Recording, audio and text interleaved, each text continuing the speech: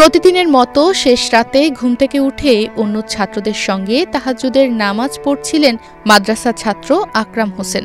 নামাজরত অবস্থাতেই তিনি মৃত্যুর কোলে ঢলে পড়েন। ২৮ নভেম্বর শুক্রবার দিবাগত রাত ৪:৩০টার দিকে নোয়াখালীর চাটখিল উপজেলার নোয়াখলা ইউনিয়নের বিষ্ণুরামপুর নুরানী হাফিজিয়া মাদ্রাসায় এই ঘটনা ঘটে।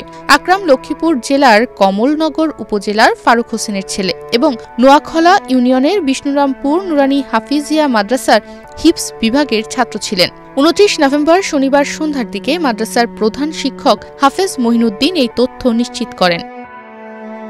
বিষ্ণুরামপুর নুরানী হাফিজিয়া মাদ্রাসার প্রধান শিক্ষক হাফেজ মহিনুদ্দিন বলেন, আকরাম বিষ্ণুরামপুর নুরানী হাফিজিয়া মাদ্রাসা থেকে ১৬ পারা কোরআন হেফজ সম্পন্ন করেছে। প্রতিদিনের ন্যায় শুক্রবার দিবাগত রাত ৪:৩০টার দিকে অন্য ছাত্রদের সাথে সে তাহাজ্জুদ নামাজ পড়তে উঠত।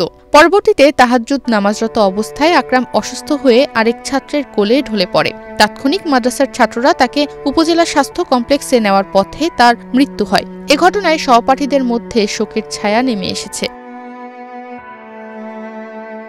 সকালে মাদ্রাসা মাঠে জানাজা শেষে মরদেহ পারিবারিক কবরস্থানে দাফন করা হয়। তবে পরিবারের পক্ষ থেকে কোনো অভিযোগ না থাকায় লাশ ময়নাতদন্ত করা হয়নি বলে জানিয়েছে পুলিশ।